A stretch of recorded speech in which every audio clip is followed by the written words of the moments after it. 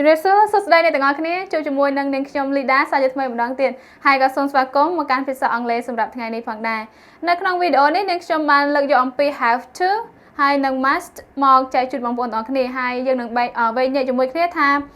have to យើងប្រើក្នុងលក្ខខណ្ឌនៃគេហើយ must យើងប្រើក្នុងលក្ខខណ្ឌនៃគេចាកុំឲ្យខាតពេលសូមបងប្អូនកុំភ្លេចត្រៀមប៊ិចនិងសៀវភៅដើម្បីធ្វើការរៀនពាក្យថ្មីនិងកត់ចំណាំនៅរៀន grammar ជាមួយខ្ញុំទាំងអស់គ្នាក្នុងថ្ងៃនេះ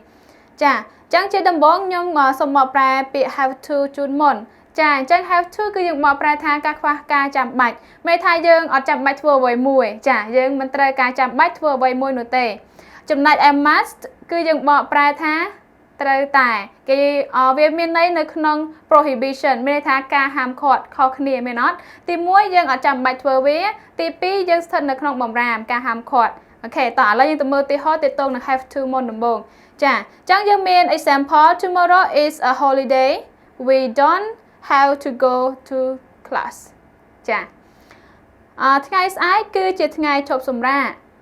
យើងមិនចាំបាច់ទៅសាលារៀនទេចា have to មិនចាំបាច់ការខ្វះការចាំបាច់អញ្ចឹងយើងមិនចាំបាច់ទៅទេចាអូខេហើយមួយទៀត I can hear you you don't have to shout ចា I can hear you you don't have to shout ខ្ញុំអាចលឺអ្នកនិយាយតាអញ្ចឹងមិនបាច់ស្រែកទេមិនចាំបាច់អ្នកនិយាយស្រែកទេតើណោះកន្លែងនេះចាអញ្ចឹងខ្ញុំអាចលឺអ្នកហើយអញ្ចឹងអ្នកមិនចាំបាច់ខំស្រែកអីទេអូខេអញ្ចឹង have to មិនចាំបាច់ចាមិនចាំបាច់ឥឡូវយើងទៅមើលឧទាហរណ៍ទាក់ទងនឹង must វិញចាឥឡូវនេះយើងមកតទៅមើលជាមួយនឹង must ម្ដងអញ្ចឹង must គឺយើងបកប្រែថាមិនត្រូវចាដែលមានន័យថាហាមឃាត់អ្វីមួយហាមឃាត់មិនឲ្យធ្វើអ្វីមួយឧទាហរណ៍របស់យើងគឺ you must not look in the closet your birthday present is hiding there អូខេអ្នកមិនត្រូវចាឬក៏កូនមិនត្រូវមើលនៅក្នុងទូនោះទេអញ្ចឹងកាដូរបស់កូនគឺត្រូវបានរៀបចំហើយលាក់ទុកនៅទីនេះចាអូខេអញ្ចឹងប្រកាសជាគាត់មានអ្វីមួយទៅតងនឹងទូហ្នឹងបានជាគាត់មិនអនុញ្ញាតឲ្យកូនរបស់គាត់ទៅឆែកមើលក្នុងហ្នឹងប៉ុន្តែគាត់បានប្រាប់ថាកាដូរបស់កូនរបស់គាត់ត្រូវបានលាក់ទុកនៅណែវិញចានេះគឺជាការហាមឃាត់ជាពាក្យមួយដែលយើងប្រើ must ឧទាហរណ៍មួយទៀតyou must not tell anyone what my secret do you promise ចានេះគឺជាការ